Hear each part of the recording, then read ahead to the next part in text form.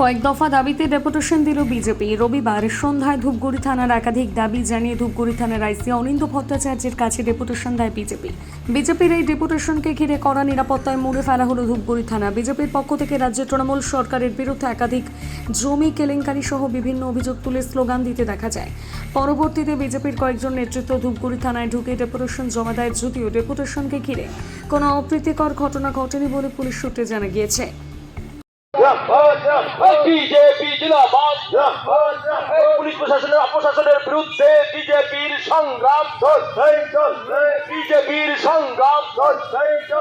মমতা তুমি জেনে রাখো, বিজেপিকে পুলিশ দিয়ে দমানো যায়নি, যাবে না, যায়নি, যাবে না, যায়নি, যাবে না, যায়নি, যাবে না।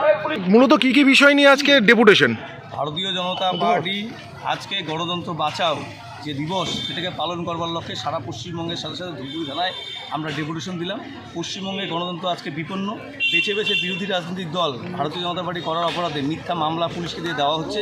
আমাদের অনেক কর্মী আজকে বাড়িঘর ছাড়া অবস্থা রয়েছে। কুচবিহার থেকে শুরু করে কাকদ্বীপের বহু জায়গায় আজকে ভারতীয় জনতা পার্টি করার অপরাধে শাসক দলের দ্বারা তারা নির্যাতিত হয়েছে, তাই বাড়িঘর ছাড়া অবস্থা রয়েছে। গণতন্ত্র বিপন্ন, অথচ মুখ্যমন্ত্রী নীরব দর্শকের ভূমিকা পালন করছেন।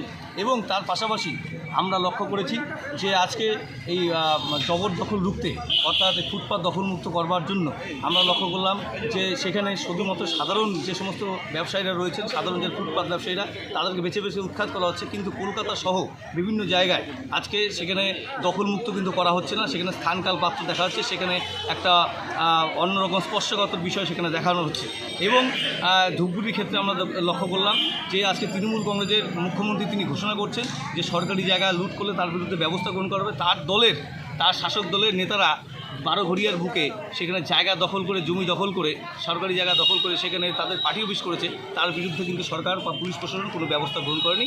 এগুলোই আজকে এই ডেপুটেশনে মূলত আলোচনা হলো এবং আমরা 7 দফা দাবিতে আজকের এই ডেপুটেশন প্রদান করি। আপনার নাম এবং? আমার নাম চন্দ্র দত্ত, ভারতীয় জনতা পার্টি ধূপগুড়ি বিধানসভার কর্মী। বন্দে মাতরম, বন্দে মাতরম।